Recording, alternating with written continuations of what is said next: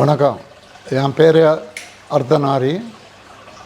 நான் சேலம் மாவட்டம் சிந்தாமணி ஒரு கிராமத்தில் இருந்து வந்திருக்கிறேன். இங்கே 1963 காலேஜ் சேர்கிறதுக்காக சென்ட் ஜோசப்ஸ் காலேஜில் சேர்ந்து பிகாம் படித்தேன். பிகாமில் ரேங்க் ஹோல்டரு, கோல்டு மெடலிஸ்ட்டு. அப்புறம் இன்கம் டேக்ஸுக்கு செலக்ட் ஆகி இன்கம் டேக்ஸ் வேலைக்கு போனேன். எங்கள் வீட்டில் எங்கள் அப்பா, எங்கள் தம்பி எல்லாம் ட்ரெடிஷ்னல் வீவர்ஸு. அவங்க மேனுஃபேக்சர் ஆஃப் சில்க் சாரீஸு. நாங்கள் க்ரேப் என்ற ஒரு ஸ்பெஷல் வெரைட்டிக்கு கிங்ஸ், அப்பா மேனுஃபேக்சரிங்கில் கிங்ஸ் இருந்தோம். நாங்கள் தான் largest manufacturers of crepe sarees in Bangalore. இவர் தான் ஃபஸ்ட்டு கஸ்டமரு எங்களுக்கு. அம்பிகா சில்க் ஹவுஸ்க்கு ஃபஸ்ட்டு கஸ்டமர். சரி, இவருக்கு நாங்கள் மேக்ஸிமமாக அனுப்பிட்டு இருந்தோம். நல்லி, குமரன், இது மாதிரி பெரிய பெரிய கடைங்களுக்கெல்லாம் அனுப்பிச்சிருந்தோம். ப்ராசஸ் பண்ணி அப்படியே மார்க்கெட்டு சவுத்து மதுரை வரைக்குமா, இங்கே சோபாஸ் அப்படின்ட்டு கோயம்புத்தூர், அதெல்லாம் நானே ட்ரைவ் பண்ணிவிட்டு போய் சப்ளை பண்ணிட்டு வருவேன். அந்த டைமில் 86 எங்கள் ஃபாதர் இறந்துட்டார். கண்டினியூ நான் தான் பெரியவன் வீட்டில். வியாபாரம் கண்டினியூ பண்ணுறதுக்காக இருந்தால் நம்ம வரணும். எனக்கு நேர் சின்னவர் 3வது தான் படித்தார். அவ்வளோ இது இல்லை. இன்னொருத்தர் பிகாம் இங்கே படிச்சிருந்தார். அப்போ அதனால் அவன் தலை மேலே ரெஸ்பான்சிபிலிட்டி விழுந்தது. சரி, நான் இங்கே ரிசைன் பண்ணிட்டு இங்கே வியாபாரத்தை கவனிக்கிறதுக்கு வந்துட்டுருந்தேன். அப்போ தான் இவர் ரொம்ப இவருக்கு பரிச்சயம் ஆன அப்புறம் எனக்கு ரொம்ப க்ளோஸ் ஆகிட்டார். க்ளோஸ் ஆன என்னன்ட்டா, ஒரு ஃப்ரெண்டு மாதிரி, ஒரு ஃபிலாசபர் மாதிரி, ஒரு கைடு மாதிரி. அப்புறம் எங்கள் வியாபாரத்துக்கு ஒரு காட்ஃபாதராக இருந்தார். இந்த அளவில் அவரை சொல்லலாம். ஃப்ரெண்டுன்னா அவருக்கும் ஒளிவு மறைவு இல்லாமல் எல்லாம் சொல்லுவார். நம்ம வீட்டில் என்ன நடக்கிறது என்னான்ட்டு. தினம் நான் 5:30 மணிக்கு வாக்கிங் போவேன். அதுக்கு முன்னால் அவர் என்னை பிடிச்சிருவார் ஃபோனில் தினம். அப்படி இல்லையா, அன்றைக்கி பேச முடியலன்னா 9, 9:30, நான் 9:30க்கு தூங்கிடுவேன். அவருக்கு தெரியும். ஸோ 9 to 9:30 என்னை பிடிச்சிடுவார் பேசுகிறதுக்கு. அட்லீஸ்ட் 5 மினிட்ஸாவது அவர் பேசுவார். என்ன நடப்பு, என்ன சொல்லணும், என்ன பண்ணிகிட்ருக்கிற, வியாபாரம் எப்படி இருக்குது, இதெல்லாம் கேட்பார். அப்படி தான் இருந்தது. அப்புறம் இப்படியே காலம் நகர்ந்தது. ஒரு ஃப்ரெண்டாக ட்ரீட் பண்ணார். நான் இங்கே போனால் காலையிலேருந்து சாயங்காலம் வரைக்கும் அவர் கூடவே இருக்கணும். காலையில் டிஃபன் கூட சாப்பிடுவார், மத்தியானம் சாப்பிடுவார், சாயங்காலம் டிஃபன் பண்ணிட்டு நான் ட்ரெயினுக்கு 7:45 ட்ரெயின் அப்படியே அனுப்புவார். யாரையாவது போய் ட்ராப் அங்கே இதுக்கு ஹோட்டலுக்கு போயிட்டு எல்லாம் காலி பண்ணிட்டு அப்படி வந்துடணும். அதே மாதிரி அவரும் வந்துடுவார். இங்கே ஃபோர்ட் ஸ்டேஷனுக்கு வந்தாலும் சரி, இல்லை அப்படின்னா இதுக்கு வந்துடுவார். ஒரு நாளைக்கு ஏதோ பேசிகிட்டே இருந்தோம். சரி, நட போகலாம், நானும் வரேன்ட்டு ஜங்ஷனில் ட்ரெயின் ஏறணும். ஜங்ஷன் வரைக்கும் செருப்பு போடாம வந்துட்டார். சார், இன்னும் செருப்பு கூட போடல, போங்க சார் அப்படின்னா, இல்லை நான் வரேன், காரில் தானே வர்றாங்க அப்படி. அங்கே பார்த்தா எல்லோரும் கும்பிட்றாங்க இவரை பார்த்து. அப்புறம் இங்கே வேண்டாம் வா அப்படின்ட்டு நலலாக இருக்கிற இடத்துல ஜங்ஷனில் நான் இங்கே லைட்டு படாது இருக்கு, அங்கே போய் நின்றுட்டு பேசியிருக்கிறோம். காலையிலேருந்து பேசியிருக்கிறோம். அங்கேயும் பேசிகிட்ருக்காரு. அப்புறம் ட்ரெயினுக்கு லேட் ஆகிடுச்சின்ட்டு நான் வந்தேன். இது மாதிரி சந்தர்ப்பங்கள் ஆகிருக்குது.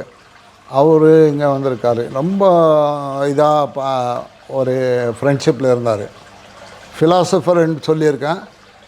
ஃபிலாசபரே அவர் புக்கு வச்சுருப்பார் அவர் அல்மாரியில். திருவாசகம் எடி, இதை படி, அந்த ஸ்டான்ஸா படி அப்படிம்பார். அவரே எழுதி வச்சுருப்பார் ஏதாவது. அது இருக்கும் இன்னும் கூட அந்த பீரோவில் இருக்கும். இதை படி நான் மீனிங் பார்த்தியா அப்படிம்பார். அப்படி ஒரு இது சுவாமி மேலே, ஆயா மேலே, மாரியம்மன் மேலே ரொம்ப பக்தி. அந்த மாதிரி இருக்கும்போது இது வந்தது. ஏன்னா நம்ம ஸ்ரீரங்கத்துக்கு பொற்கூரை வேயிறது, அது போய் பாரு. கோவிந்தன்ட்டு ஒருத்தர், அவர் இன்னொரு க்ளோஸ் அவர் இருந்தார், அவர் கூட இருப்பார் எப்பயும். அவர் செத்துட்டார்.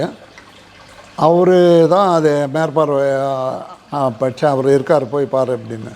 தகடு அடிச்சிட்டு இருந்தாங்க அப்பயும் போயிட்டு. அப்புறம் மேலே கூரையில் எப்படி சாத்துறாங்கன்னு அடிக்கடி போவோம் இல்லையா, அதுக்கும் கூட்டி கொண்டு போய் காட்ட சொல்லுவார். அப்புறம் ஃபினிஷ் ஆன அப்புறம் கூட இது முக்கியமாக சொல்லணுன்னா, ஸ்ரீரங்கம் டெம்பிளில் அவர் செலவு பாட்டு செலவு எவ்வளோ பண்ணியிருக்காரு.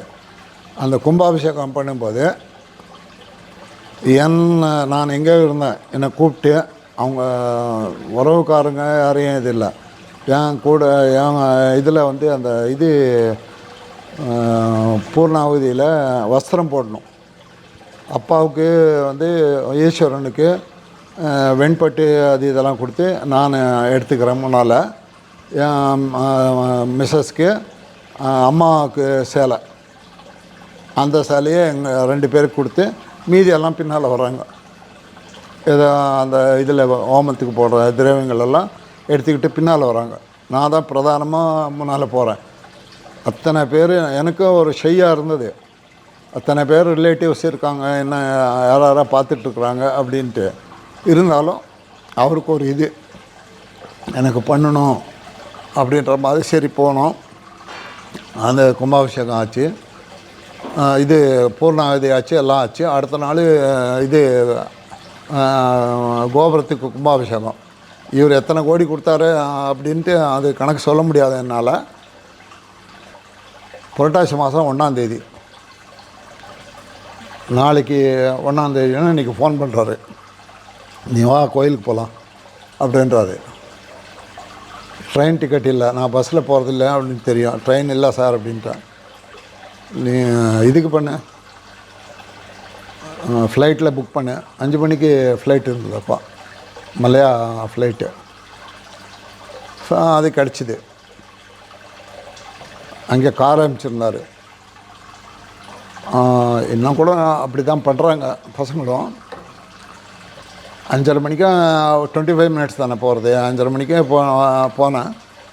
கார் ரெடியாக இருந்தது. நேராக வந்து இதுக்கு வந்தோம், மாணிக்க விநாயகர் கோயிலுக்கு. கோயில் என்ன திறக்கலை, இவர் பூஜை சாமான் வச்சிட்ருக்காரு. வீட்டு தான் இருந்தது, லைட்டு கூட சரியாக போடல. இவரே தேங்காய் உடைச்சார், கற்பூரம் படித்து ஆரத்தி பண்ணிட்டு சரி நட போகலாம் அப்படின்ட்டு. 5:45 இருக்கும். 5:45 6 மணி உள்ள கோ பூஜை கஜ பூஜை எல்லாம் நடக்கும். ஸ்ரீரங்கத்துக்கு போகலாம் அப்படின்ட்டு போனேன். அப்போ விழுந்து எல்லாம் ஓடி வந்து இவர் கூப்பிட்றாங்க. சரி போனோம். உள்ள கோ பூஜை பார்த்தோம், கஜ பூஜை பார்த்தோம், சாமி தரிசனம் பண்ணிட்டு வந்து எங்கே போகலாம் அப்படின்னு கண்ணாகுடி போனோம். இல்லை மாரியம்மன் போனோம், சமயபுரம் மாரியம்மன் போகலான்ட்டு. அங்கே போயிட்டு தரிசனம் பண்ணிட்டு, இவர் கோயில் இருக்குதில்ல வெள்ளை செல்வியம்மன் கண்ணாகுடி போகலாமா அப்படி. சரி அப்போது கண்ணாகுடி போனோம். அங்கே தரிசனம் பண்ணிட்டு இன்னொரு கோயில் ஏதோ ஒன்று அங்கே வந்து அவர் வந்து ஃபிலாந்த்ரபிஸ்ட்டு எங்கெங்கே வந்து இதை ஒரு 100 கும்பாபிஷேகம் பண்ணோன்ட்டு ஒரு இது இருந்தது அவருக்கு, ஒரு ஆசை. 57 58 தான் பண்ணாருன்னு நினைக்கிறேன். எனக்கு அவ்வளோ இது இல்லை. அத்தனை கும்பாபிஷேகம் பண்ணியிருக்காரு. இப்போ வந்து இவரும் பண்ணுறாரு. ரோஷன் எவ்வளோ முடியுமோ அவ்வளோ அவரும் எடுத்து பண்ணுறாருன்னு வச்சுக்கோங்க. அப்பாவுடைய இதுக்கு 100 கும்பாபிஷேகம் பண்ணணும் அப்படின்ட்டு அவர் ஒரு எய்ம் வச்சுருந்தார். சரி அது அங்கேருந்து நாம் வந்து இவர் வந்துட்டு சரி ஊருக்கு வந்துட்டோம். திருப்பி வந்து என்னென்ன எங்கெங்கே கும்பாபிஷேகம் ஆகுதோ அது எல்லாம் வந்து சொல்லிவிடுவார் முன்னாலே வந்துரு அப்படின்ட்டு. இப்படி சொல்லிகிட்டு இருக்கும்போது ஒரு நாள் ஈவினிங் வந்து 9 மணிக்கு மேலே நான் வந்து எங்கள் சௌடேஸ்வரி அம்மன் கோயில்லேருந்து இருக்கேன். கோயில் கட்டணும் புதுசு, அப்போ தான் கும்பாபிஷேகம் பண்ணணும். கோயிலுக்கு ஒரு 67 லட்ச ரூபாய் செலவாச்சு. எல்லாம் பப்ளிக் கலெக்ஷன் தான். கும்பாபிஷேகத்துக்கு அதில் ஒரு 6 லட்ச ரூபாய் தான் இருக்குது அப்படின்ட்டு நான் மீட்டிங்கில் பேசிட்டு வந்தோம். எப்படி கலெக்ட் பண்ணுறது அப்படின்ட்டு ஒரு இது இருந்தது. வந்த உடனே அவர் ஃபோன் வந்தது. ஃபோன் வந்து என்ன வாய்ஸ் ஒரு மாதிரி இருக்குதுன்னாரு. இல்லை சார், இப்படி மீட்டிங் பேசிட்டு வந்தோம். ஆமாம், எவ்வளோ செலவாகும் அப்படின்னாரு. ஒரு 16லேருந்து 18 லட்சம் வரைக்கும் ஆகும்ன்ட்டு எஸ்டிமேட் பண்ணோம் சார். 6 லட்சம் இருக்குது, மீதி கலெக்ட் பண்ணோம் பப்ளிக்லேருந்து அப்படின்னு. அப்படியா அப்படின்ட்டு சும்மா அவ்வளோ ஒன்றும் சொல்லலை. சரி, ஒரு வாரம் 10 நாள் இருந்துச்சு. திருச்சிக்கு வந்து நிறைய நாள் ஆச்சு, நீ ஏன் வரல அப்படின்னாரு. வரேன் சார் அப்படின்னு. நீங்கள் சொன்னால் வந்துடுவேன் அப்படின்னு. சரி வா அப்படின்னாரு. டிக்கெட் புக் பண்ணேன், போனேன். எல்லாம் அதே மாதிரி எல்லாம் நடந்தது. காத்தால் வந்து அவர் டிஃபன் சாப்பிட்டு அங்கே தான் இருந்தால் அவர் கூடவே பேசியிருந்தேன். மத்தியானம் சாப்பாடு, திருப்பி சாயங்காலம் போனோம். 7 மணிக்கு சார் நான் கிளம்புறேன் சார், டிக்கெட் புக் பண்ணியிருக்கிறேன் அப்படின்னா. 8:45 ட்ரெயின். அப்படியா அப்படின்னு சொல்லிட்டு எங்கே உன் பெட்டியெல்லாம் அப்படின்னு. ஹோட்டல் ரூமில் இருக்குது சார். சரி, யாரையோ கூப்பிட்டாரு, டே வாங்கடா அப்படின்னு. போயிட்டு காலி பண்ணிட்டு பெட்டியெல்லாம் எடுத்துகிட்டு வந்துருங்க அப்படின்னு எடுத்துகிட்டு வந்தாங்க. நாங்கள் டிஃபன் சாப்பிட்டேன். சரி, அவர் ரூம் மேலே தான் இருந்தது. அப்போ இதெல்லாம் பில்டிங்கெல்லாம் கட்டலை. அப்போ பழைய இது பின்னாலேருந்து ஸ்டெப் இருக்குது இன்னும் அந்த இதுக்கு. அங்கே வந்து இவன் பையன் வச்சுட்டு போயிட்டான். இவரை வந்து என்ன இது ஓப்பன் பண்ணுறாரு. ஒரு பேண்ட் எடுக்கிறாரு, இப்படி 2 பக்கமும் இப்படி முடிச்சு போடுறாரு. பீரோவிலேருந்து ஒரு தொகை எடுக்கிறாரு. எடுத்து அதில் வச்சு பத்திரமா கொண்டு போ, அம்மாவுக்கு என்னுடைய காணிக்கை அப்படின்ட்டார். அவர் பேரில் கும்பாபிஷேகம். அப்புறம் சண்டி ஹோமம் பண்ணோம். அப்போ வந்து எல்லா வஸ்திரமும் எல்லா சாமானமும் அவர் கொடுத்தது தான். அவர் வந்து இது திருவாரூரை ஆதீனத்துக்கு சொல்லிவிட்டு நாங்கள் போனோம், ஒரு 8-10 பேர். அங்கே அவங்கள ரிக்வெஸ்ட் பண்ணி நீங்கள் அனுப்புங்க அப்படின்னு சொல்லிட்டு 40 வேதிகர் ஐயருங்க, 40 பேர் அங்கங்கே சீர்காழியா, இன்னும் மயிலாடுதுறை, இன்னும் இது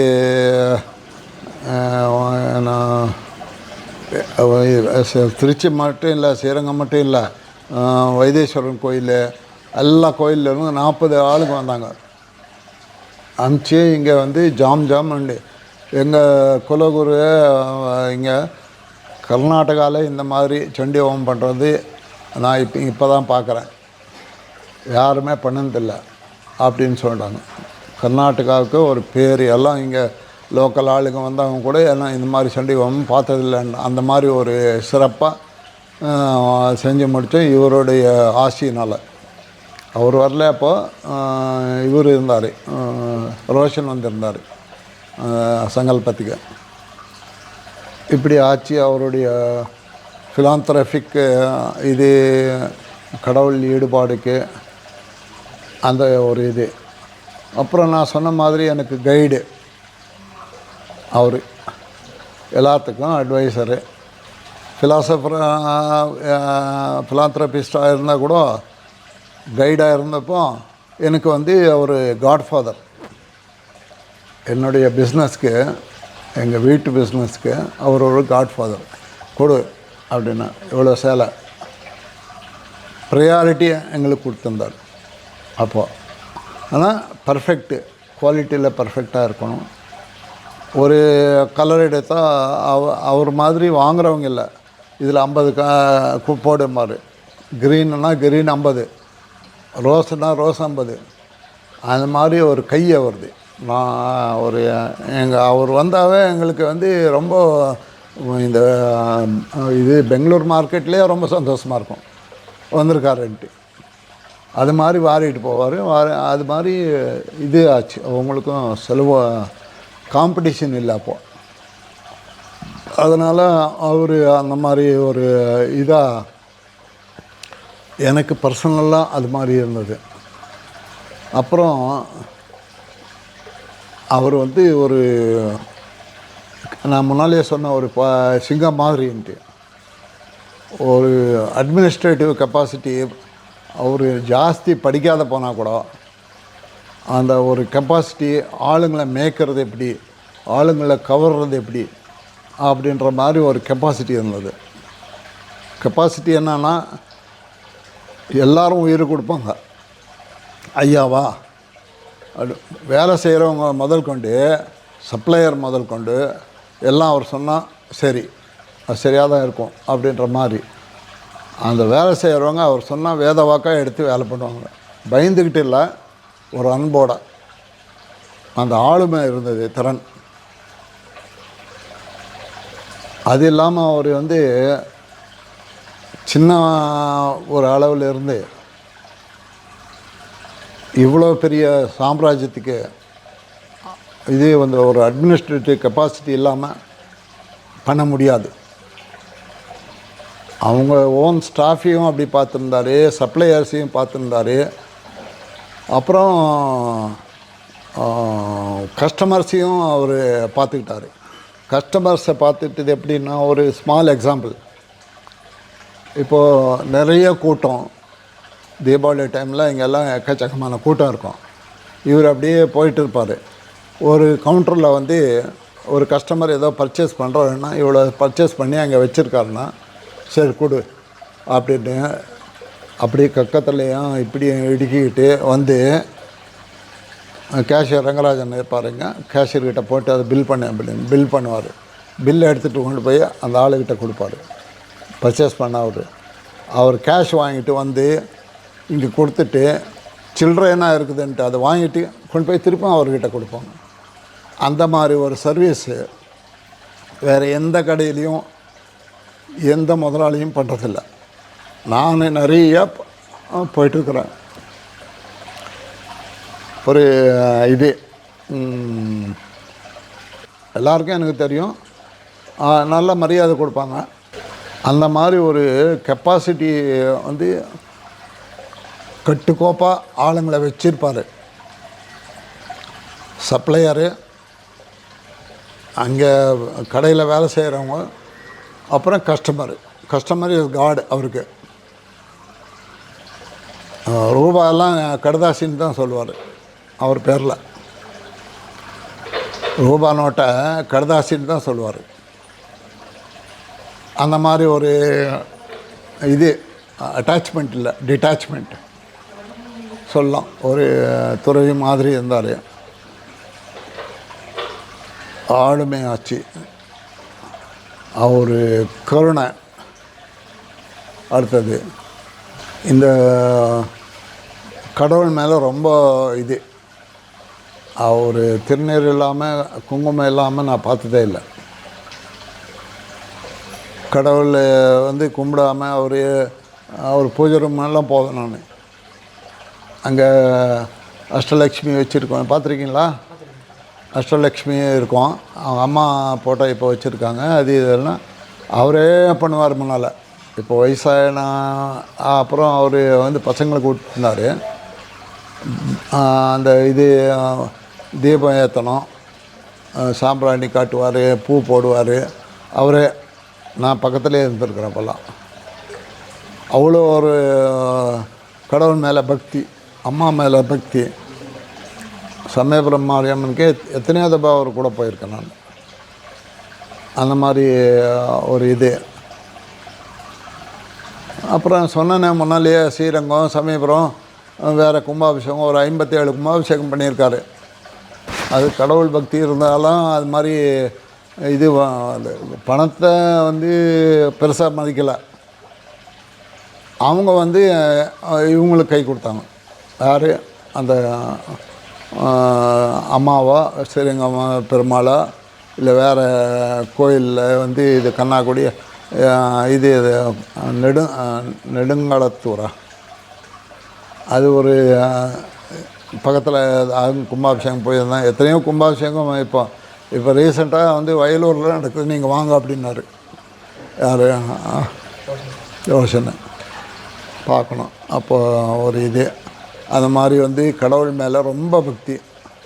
அதனாலேயே அவர் முன்னுக்கு வந்தார். நான் சொன்னேன் சமயபுரம் மாரியம்மனுக்கு அவர் 10 ரூபா சம்பளம் வாங்கினப்போ 150 ரூபா அனுப்பியிருக்காரு. அம்மாவுக்கு 15 ரூபா தான் அனுப்பியிருக்காரு. 10 அம்மாவுக்கு 15 ரூபா, கோயிலுக்கு 150 ரூபா அனுப்பியிருக்காரு. அப்போ வந்து ரூபா மதிப்பு என்ன, 150 ரூபான்னா பெருசு. அந்த புக்கு பலமுறை நான் பார்த்துருக்குறேன், அதனால் நான் சொல்கிறேன். அந்த மாதிரி இது இப்படி வந்தேன் நான் பாரு அப்படின்னு மறக்காமல் எல்லாம் வந்து கடவுள் செயல், அவ கொடுத்தது தான் அப்படின்ட்டு. சூரிய சந்திரன் இருக்கிற வரைக்கும் இந்த கடை தலைக்கணும், பெருகணும் அப்படின்னு சொல்லிட்டு இருப்பார் அவர் வார்த்தையே இது. சூரிய சந்திரர்கள் இருக்கிற வரைக்கும் சாரதாஸ் பேர் இருக்கணும் அப்படின்ட்டு. அவருக்கு அடுத்த குணம் என்னென்னா ஈகை. தமிழில் படித்ததை நான் சொல்கிறேன். ரூபா நோட்டு வந்து அவருக்கு அதான் கடுதாசின்னு சொல்லுவார்.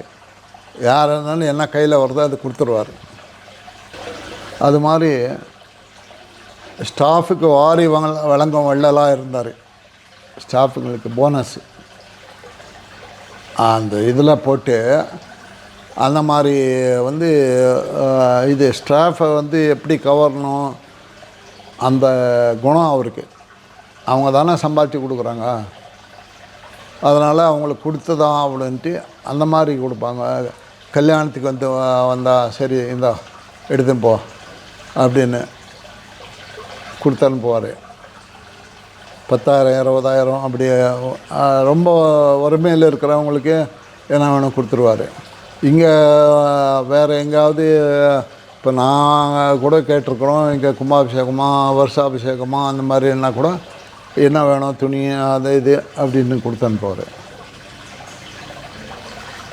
அந்த குவாலிட்டி வந்து ஈகை குணம் அப்படின்னு சொல்லலாம். அந்த நிறையா இருக்குது அவர் அந்த இதில். எல்லா இடத்துலையும் அன்பாக இருப்பார். ஸ்ட்ரிக்ட்டு, ரொம்ப ஸ்ட்ரிக்ட்டு, யார் பேச்சையும் கேட்க மாட்டார். அந்த மாதிரி ஒரு முரண்டு சுபாவம் அப்படின்ட்டு எல்லாம் நினைப்பாங்க. ஆனால் அவர் ரொம்ப அன்பாக இருப்பார், ரொம்ப அன்பு காட்டுவார். அன்புக்கு அவர் அன்புக்கு மண்டோ அடைக்கும் தாளுன்னு சொல்லுவாங்க. அவர் அன்புக்கு அடைக்கும் தாளே இல்லை. என்னுடைய அனுபவம் அப்படின்றல நான் பார்த்த மட்டுக்கு அவர் ஒரு இதாக யாரையுமே ஒரு இதாக இல்லை, ஐயோ மனசு புண்ணு பண்ணக்கூடாது, அவர் மனசு புண்ணு பண்ணாது, ஏதாவது சுடு சொன்னால் நமக்கு தான் திருப்பி வரும் அப்படின்னு தான் அட்வைஸ் பண்ணுவார். எல்லா இதுக்கும் அன்பாக இருக்கணும் அப்படின்னு தான் இது பண்ணுவார். இது மாதிரி ஒரு நேச்சுரலாக வந்து எல்லாத்துக்கும் வந்துடாது. அவருக்கு பட்டு நல்லா ஒரு இதில் இது வந்து உற்பத்தி ஆனது. அவர் எங்கே என்ன இது பண்ணார், அது மாதிரி இங்கே வந்திருக்காரு. வீட்டில் 4 நாள் இருந்தார் எங்கள் வீட்லையே. அந்த மாதிரி இதில் இங்கே இருந்தார். இதே ரூமில் படுத்திருந்தார், பெட்டு மேலே படுத்திருந்தேன் கூட. பசங்கள்லாம் 4 பசங்களை கூப்பிட்டு வந்தார். Is God's gift. ஏன்னா சரத்து அண்ட் மோஸ்ட் இன்டெலிஜென்ட் ஃபெலோ. அந்த இதில் அப்பா மாதிரி இன்டெலிஜென்ஸ்னால் அப்பப்போ சொல்லுவோம் அவருக்கு, அப்பா மாதிரி இன்டெலிஜென்ஸு இவர் அப்படின்ட்டு. லீகல் நாலேஜ் அது இதுக்கெல்லாம் அவர் இதை சொல்ல மறந்துருந்தேன். பிகாம் படிக்கிறதுக்கு அவர் என்ன படிக்க வைக்கலாம் இப்போ ரோஷனை அப்படின்னு கேட்டார். பிகாம் படிக்க வைங்க சார். சரி, அம்மாவும் மகனும் வரட்டும் அப்படின்னு சொல்லி மெட்ராஸ்லேருந்து அவங்க 2 பேரும் கூப்பிட்டாங்க. அப்போ டிஸ்ஓரியன்டாக சொல்கிறேன், முன்னாலே ஒரு இது அவர் வந்தப்போ ரோஷன் இருக்கார், அம்மா இருக்கார், அவர் உட்காந்துருக்காரு, நான் எத்தாப்பில் உட்காந்துருக்காரு. என்ன சொல்கிறேன் அப்படின்னு, பிகாம் படிக்க வைங்க சார். அப்புறம் லா குவாலிஃபிகேஷன் இருக்கட்டும். லா இருந்தால் யாருக்கும் தைரியமாக வந்துடும். நம்ம லிமிட் என்ன, வேற ஆள் லிமிட் என்ன, நம்முடைய ரைட்ஸ் என்ன, இன்னொரு ஆள் ரைட்ஸ் என்னான்னு தெரியும். அதனால் லா படிக்க வைங்க அப்படின்னு சொன்னேன். சரி, அதே மாதிரி ஆகட்டும் அப்படின்னு சொல்லிட்டு சென்ட் ஜோசஃபில் அவர் பிகாம் சேர்த்துனார். இன்னொரு அட்வான்டேஜ் என்னென்னா, அவர் ஸ்டடீஸ் முடிஞ்சு இங்கே வந்தால் கடையில் தானே அதெல்லாம் வீடு, அதெல்லாம் கடை தான். அங்கே வீடு இல்லை அவருக்கு, திருச்சியில் அப்போ இல்லை. வந்து ஒரு செக்ஷன் கேஷ் கொடுத்துட்டார் அவருக்கு, நீ பார்த்துக்கோ அப்படின்ட்டு. அது மாதிரி practical knowledge ரோஷனுக்கு.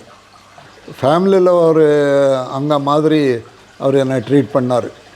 For anything he was the man. ஒரு பெரிய சகாப்தம் அவர். கம்பேர் ஈடு இணை இல்லை அப்படின்னு சொல்லலாம்.